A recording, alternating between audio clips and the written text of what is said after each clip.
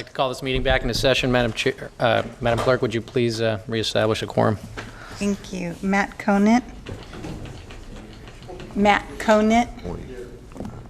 Avdis. Here. Tom Brandis. Here. Brian Holloway. Here. Cyril Shaw. Here. Ansley Gashby. Jeff Harris. Rick Jennings. Sue Frost. Here. Don Natoli. Here. Susan Peters. Patrick Kennedy. Here. Phil Cernan. Here. We do have a quorum. Great. Ms. Gilchrist, a report out from closed session. Report out on Government Code Section 54956.8, conference with real property negotiators regarding property at 5704 Surfway, APN number 029-021-055. Under negotiation are price and terms of payment. I can't turn my thing on. Can't you turn it on with that? Yeah, yours works. Nope, you're right. It's on. Is it? Yeah. Okay. The board authorized staff to continue negotiations. Thank you. Thank you. Next item, please. Our next item is the Executive Director's Report for August 16th. Good afternoon, Chair Avdis, members of the board. I just wanted to talk a little bit more about, last month we were able to announce that we received about $1.8 billion under this supplemental appropriations disaster relief. So as we're moving forward with the core on it, the main thing about it is that it has to be an expedited process.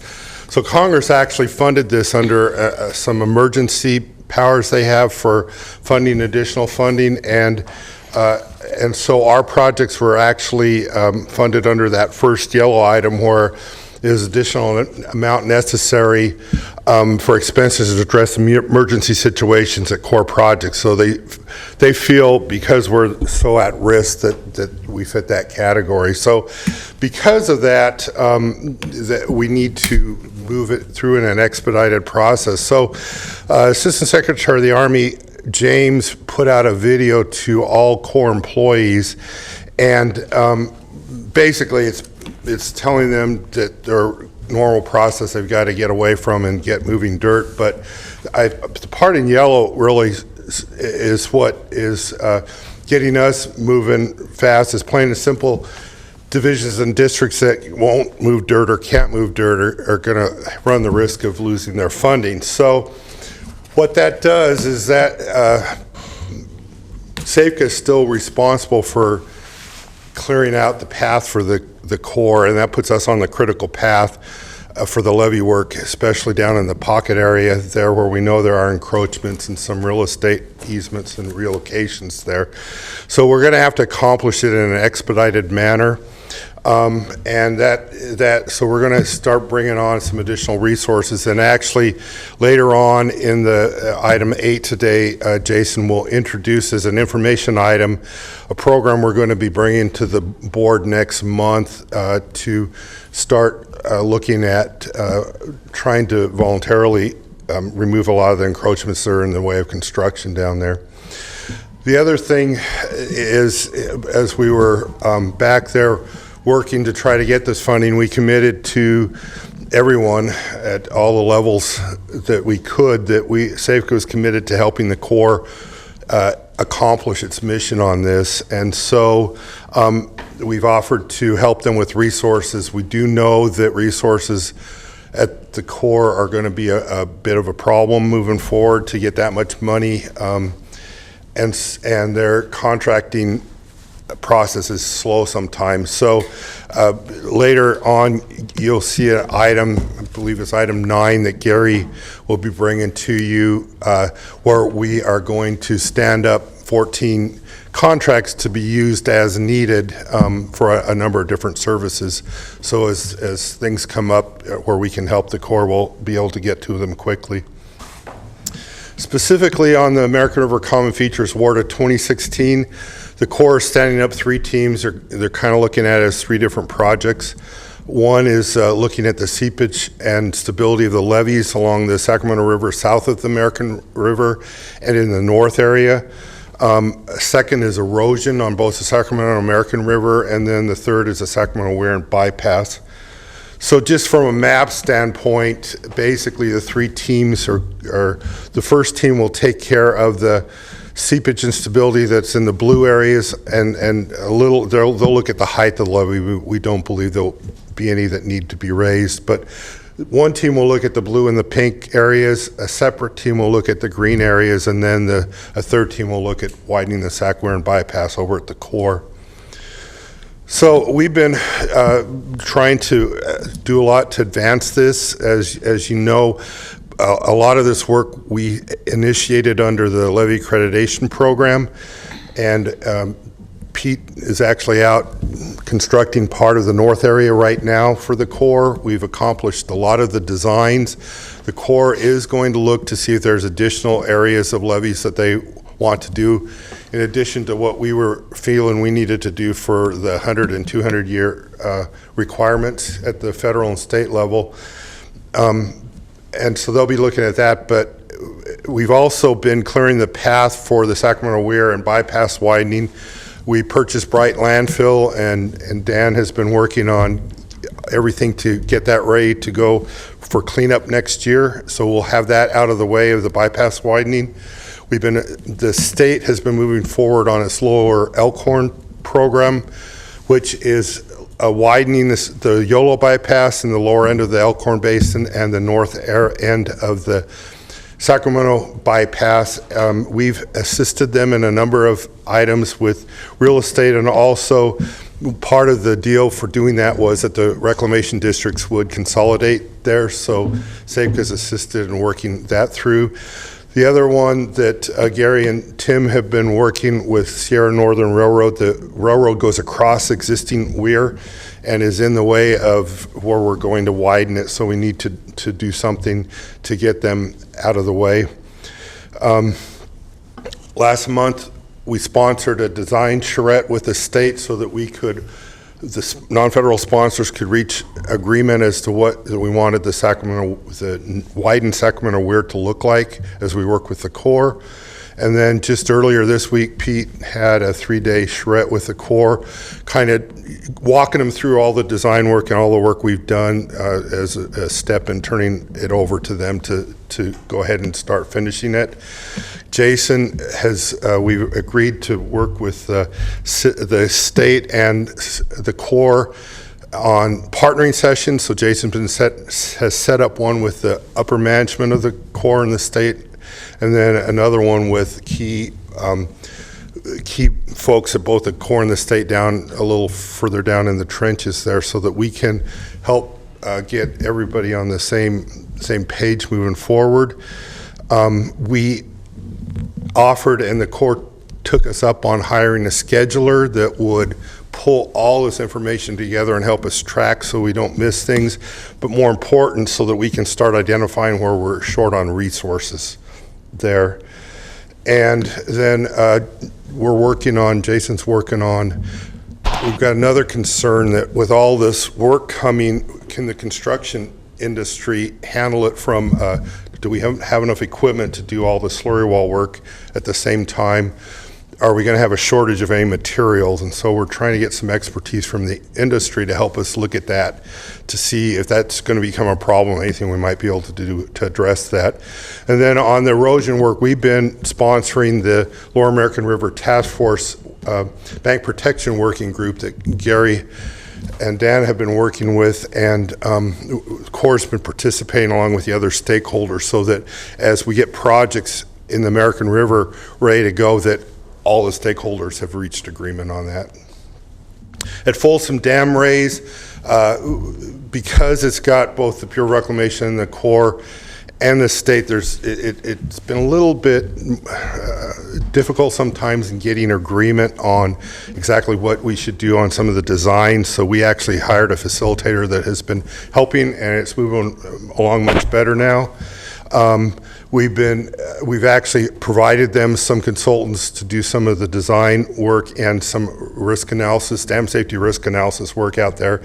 And then there is one LERD that we're going to have to do. Placer County has a sewer line that's in the way of construction on the federal property out there, so we'll have to be moving that.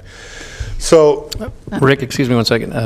Could you back that slide up? sure. So Placer County is several miles from the dam, so could you explain Yeah, so- their sewer line there? So the dam is in Sacramento County, but some of the dikes are up around, some go in El Dorado County and some go up in Placer County. So is it Dike 4 that the sewer line's at? Yeah, it's Dike 4. When there's an outfall from a subdivision, their sewer outfall runs across Bureau property to tie into the rest of the sewer system. And by extending the berm, by raising 3.5 feet, you have to extend the berm out. And it clips where that sewer line is, so we're going to have to move the sewer line out of the future alignment of the So dike. it's where the corporation yard is there, or is it, I mean, is that near Beals Point, or what? It's I don't- it's further north of Beals Point. By Beals Point is it's the left wing dam and Dike 5 or 6. I'm sorry. Then as you keep going further north is Dike 5 or 4, Dike 5 and 4. So there's actually 12 dams and dikes out there. We have to raise all of them 3.5 feet, and some of them are in Placer County. So Dike 4 is actually, as you go up Folsom Auburn Road, and you get over kind of by, is it Eureka Road that comes in there, that Yeah, light? Eureka does, or Off to Douglas the- Boulevard. Off to the right is a subdivision there, and Dike 4 is right over in that area. Thank you. So Natomas actually is benefiting in two ways greatly from having our other projects fully funded. We had the Corps, even though we've paid met our cost share obligations, the Corps needs help in continuing to acquire real estate and do relocations out there, and they've asked us to continue helping. But every time we do, then we create credits, and so we're going through the process to get the excess credits approved to use at the Rays and at WARDA 2016, but we've been worried about them getting funded. Now that those two projects are fully funded, then that concern goes away, so that will allow us to be a little more able to move forward on helping with the LERDs. And the other is now Natomas in the President's 19 budget was the highest funded flood project in the country. Now we won't have to compete with ourselves, so we can continue to seek good funding every year to finish this up. A couple of things. Finally, we've got some good news on the contracts. Reach I, which is down along the Garden Highway, it was awarded. They're moving forward with it. They hope to build a seepage blanket under I-5 this year if they can get the pipe material that they need to in time.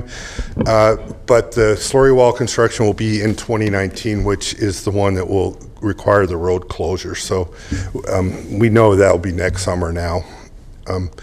And then Reach D, they actually are mobilizing this week, and the last week in August they'll begin work on the Vestal drain, and then that'll spill over into 2019, and then the pumping plants will be worked on next year too. So we're finally getting the federal projects going out in Natomas there. So with that, I'll take any questions. Any questions, Mr. Johnson? Thank you, Rick. Our next item is consent matters, and items 2 through 7 are in order. A motion and a second. All in favor? Aye. Any opposed? Any abstentions? Separate matters, item number 8, encroachment removal program framework and coordination with the Central Valley Flood Protection Board.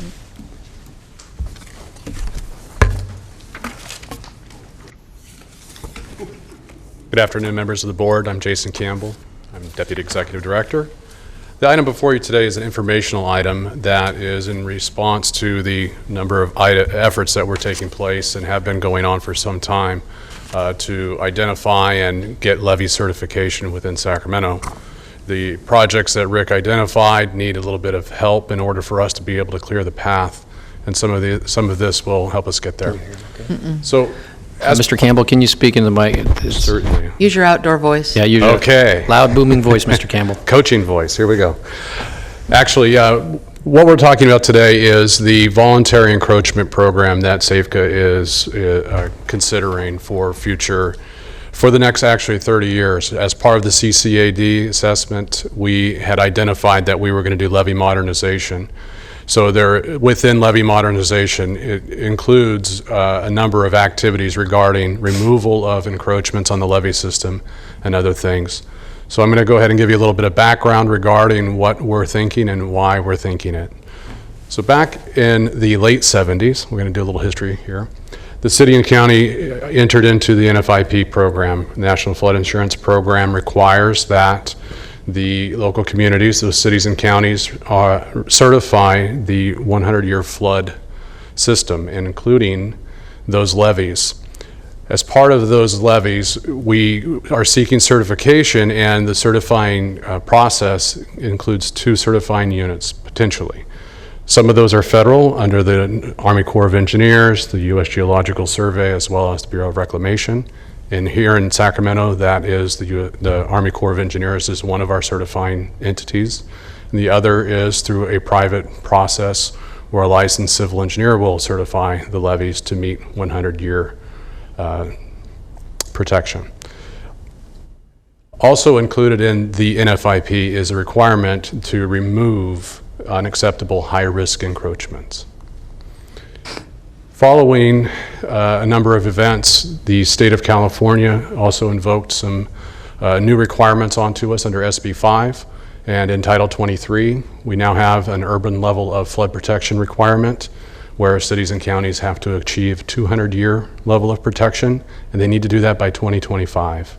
Again, we still have another certifying component here where a licensed civil engineer has to certify those levees to meet those requirements. And again, we also have the requirement to remove unacceptably high-risk encroachments. SAFCA has embarked on a pretty hefty process to identify the problems that we might have getting certified.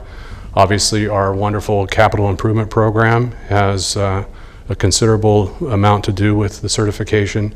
But once again, we have to be able to eliminate those encroachments that will be in the way of building those projects and then ultimate certification. Currently, SAFCA has identified that we have approximately 2,900 different encroachments of differing levels and whatnot of risk assessment, but needless to say, some of them still need to go. Most of those encroachments are fences and landscaping and retaining walls and stairs on the levee system. So in order to remove those encroachments, there's quite a bit that takes place. Your entities that you represent are involved, obviously cities, counties, and local maintaining agencies have to identify and remove those encroachments or deal with them over a period of time through state inspections or Corps inspections.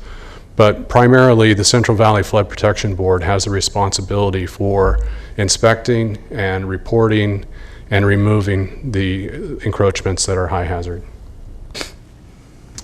The Central Valley Flood Control's enforcement process is a robust process, which you can see in this flow chart has quite a few steps. And where we want to really try and focus from a SAFCA perspective is on this voluntary component. Now, unfortunately, in this traditional process, that voluntary component comes after a notice of violation to a property owner occurs. So a property owner has an encroachment in the levee. Central Valley Flood Protection Board would notify them via letter and then start an encroachment removal process that is actually a due diligence effort as well as an actual administrative process through judicial review and a few other components.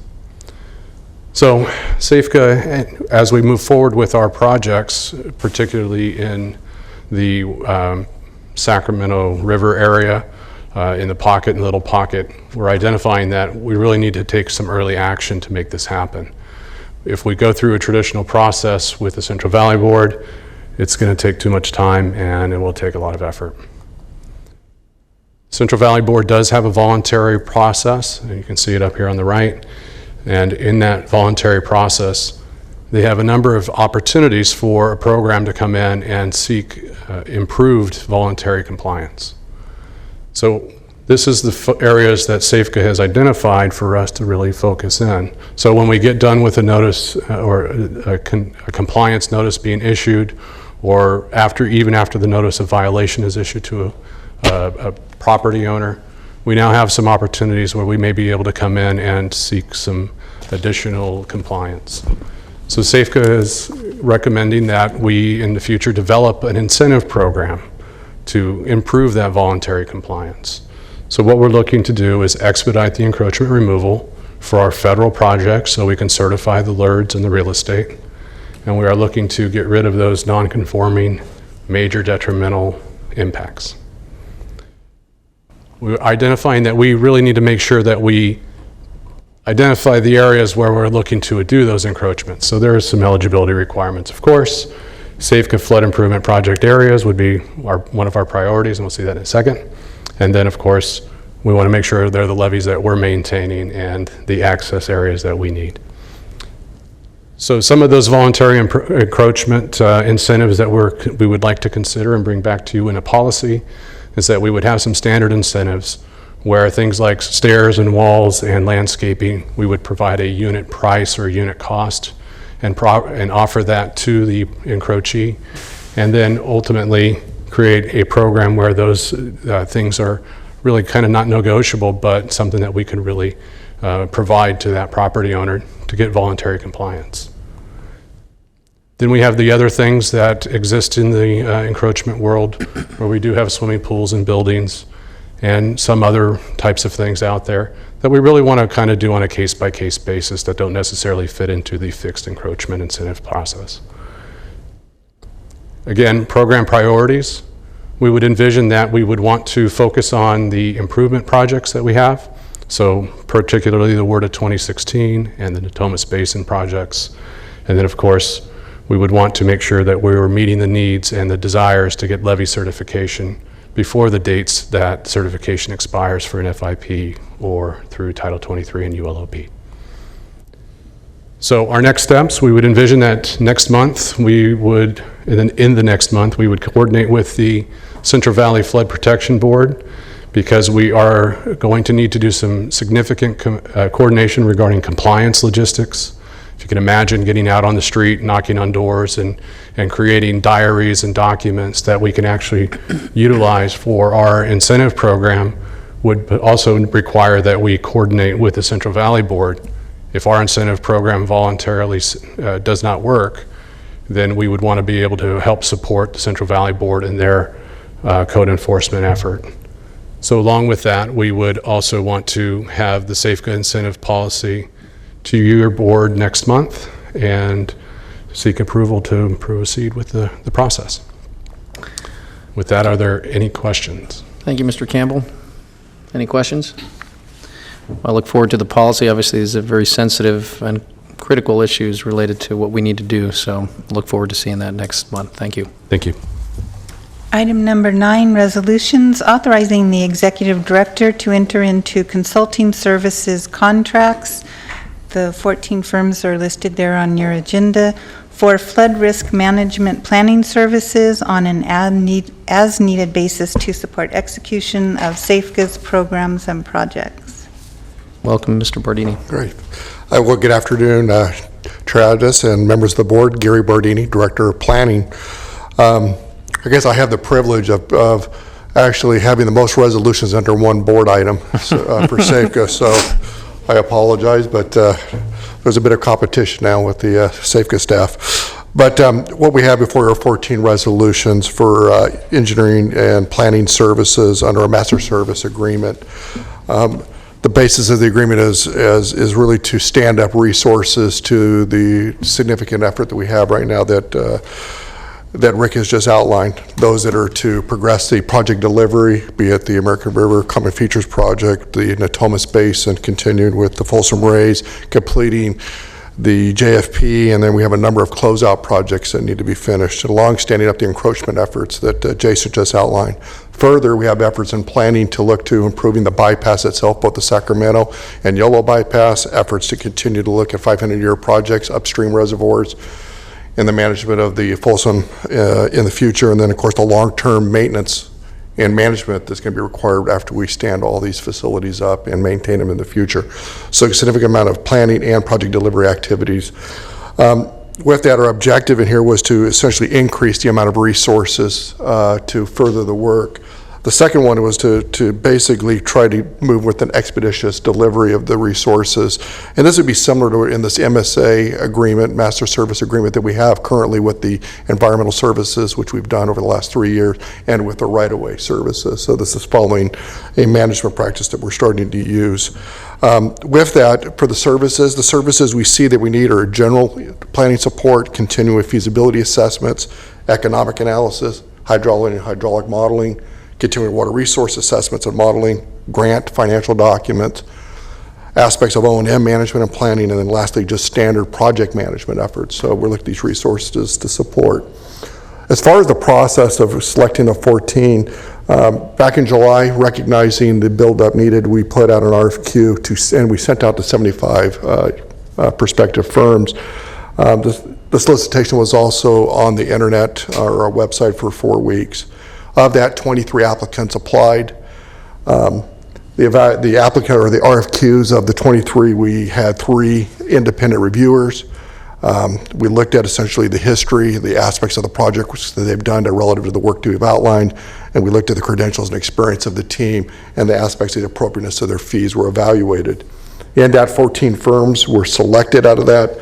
The contracts ranged from $300,000 to $1.7 million over a 3-year period. With that, 7 of the firms have what we call a minimal level at $300,000. We have 3 firms between $350,000 and $750,000. We have 3 firms at $1.2 million, and then we have 1 firm that's at $1.7. I just want to highlight the reason why that one's a little higher than the other is that one of the firms that was in the original RFQ process was acquired by another firm, and so we wanted to maintain that resource, and so that was elevated. With that, where we stand now is that the ceiling costs were essentially based on the amount of services. And then, of course, I want to acknowledge that 4 of the 8 firms that were not selected are available on other contracts that we currently have, either through the MSA contracts or through our other. Moving forward, as Rick outlined, we have a number of partnering meetings to stand with the management and to further discuss how these resources could be applied and used to further the work. And of course, one of the more important things is as we progress, we plan to provide a 3-month kind of update on how we're using this master service contracts and task orders to keep the board informed moving forward. So with that, I'd be happy to take on any other questions. Yeah, Mr. Shaw? Thank you. I heard you say the 3-month report out.